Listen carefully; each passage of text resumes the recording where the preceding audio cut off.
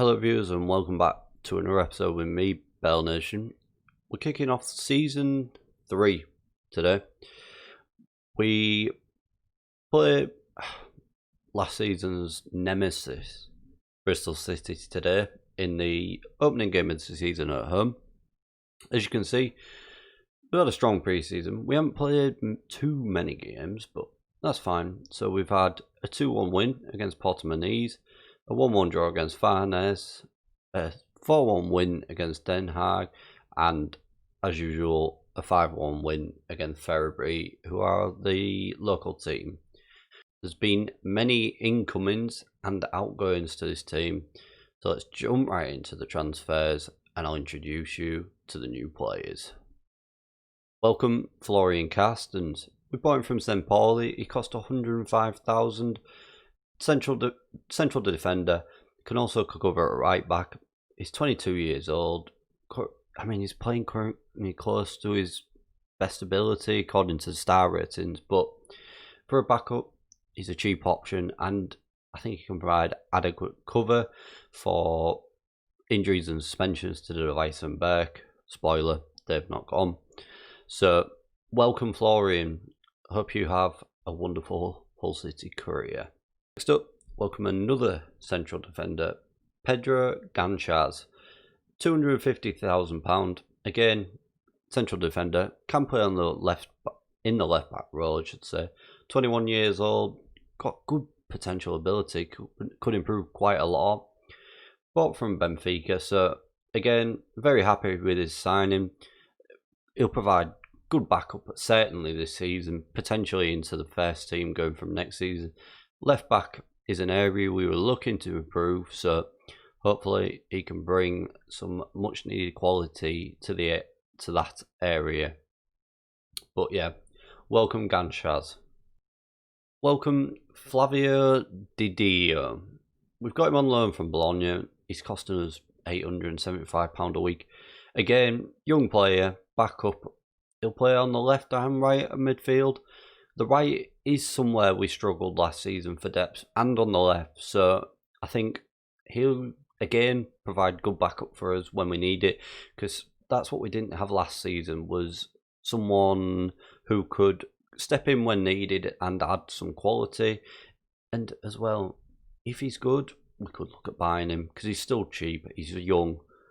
But yeah, it'd be interesting to see how he gets on this season. But welcome Flavio. Next up, welcome goalkeeper Stefano Minelli, our most expensive signing of the summer at 850,000 from Padova. 3-star keeper, again, an area that we didn't have a lot of depth in, or quality depth in. He will challenge long for the number 1 slot. So 27 years old, again, low wage.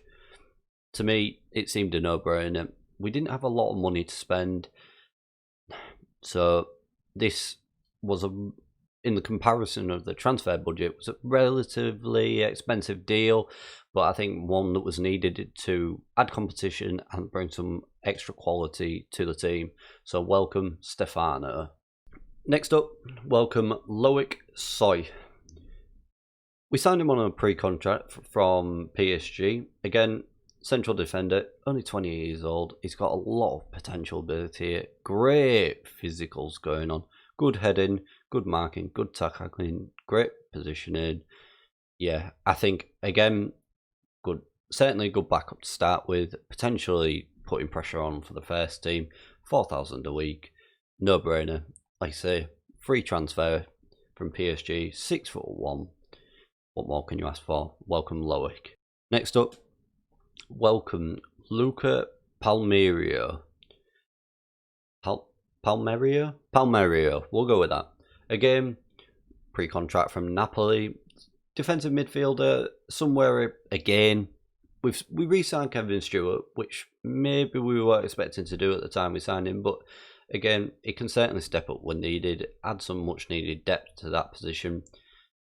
25 years old. He's on a little bit more than what we would have liked to have paid for a free contract, but it was needed.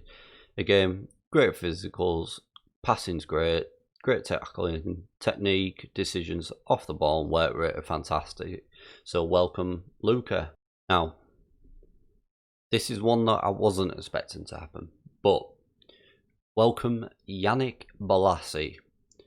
Again, plays on the left and right of midfield, somewhere that I previously alluded to where we were short on numbers last season.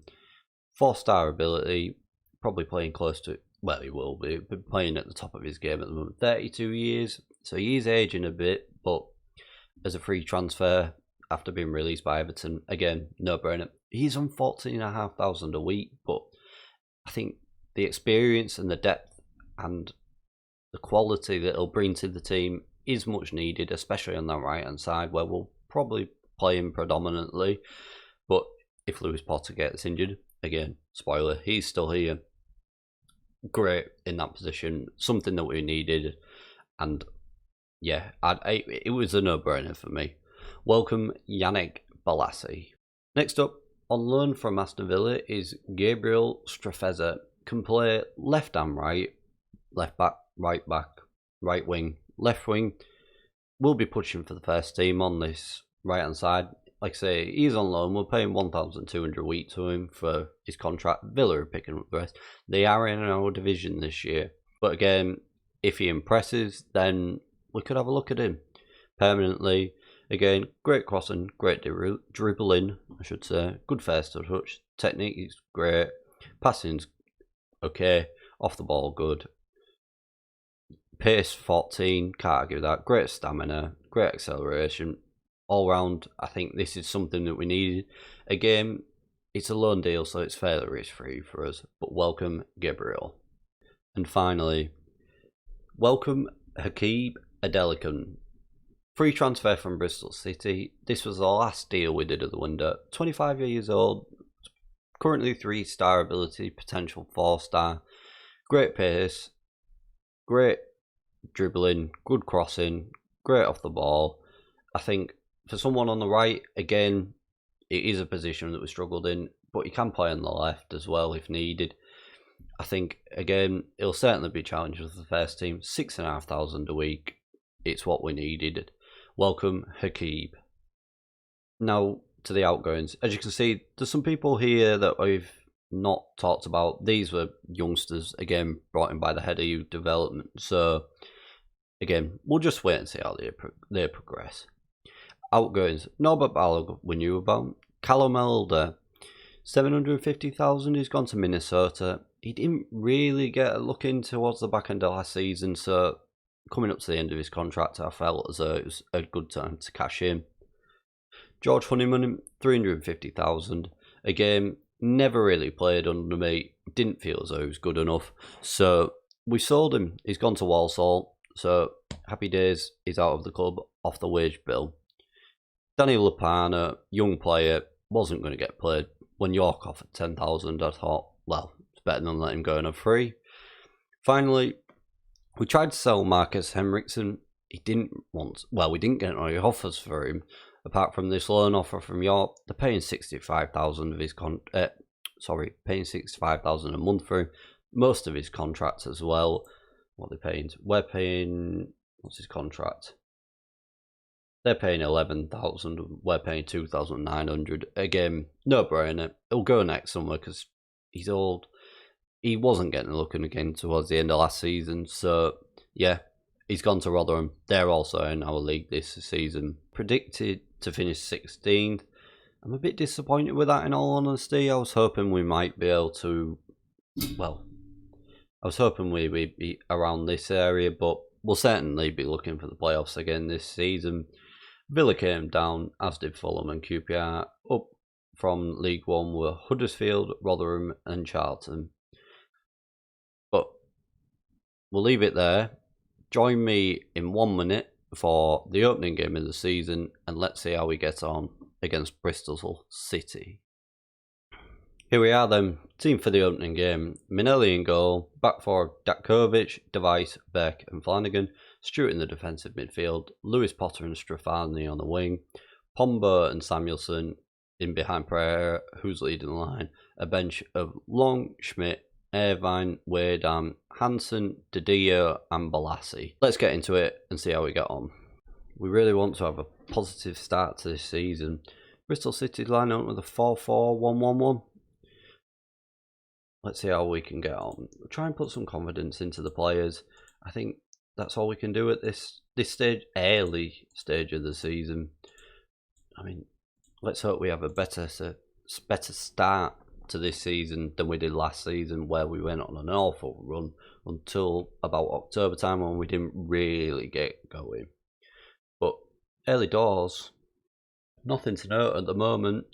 Even looking at it, although Bristol City frustrated apparently, I don't know what's gone on there that's caused them to do that, but we'll certainly take advantage if we can, as the early highlight goes to Bristol City. As they break down this right hand side, can we clear our lines? They've skipped past Dagovic. He's giving away a penalty already, and 1-0. Oh, Dagovic. He did that last season. He's done it this season. Viewers, 26 minutes in and we're 1-0 down. Dagovic giving away a stupid penalty with Bristol City's first attack that we've seen. First highlight, although Pombo with a free kick launches it in, but no one can get there. Beck, back to Stewart, brings it forward, back to Beck again, to Device, plays it back to Dagovic. Poor ball, mopped up by Device though, who plays it all the way back to Manelli. What can we do? Samuelson, Stewart, Beck, Flanagan, Samuelson brings it forward. Lovely ball to Lewis Potter, 1-1. First goal of the season for Lewis Potter. He starts off again where he left off in the goals. Great bit of play by Samuelson, who didn't have the best season last year, but great ball through to Lewis Potter.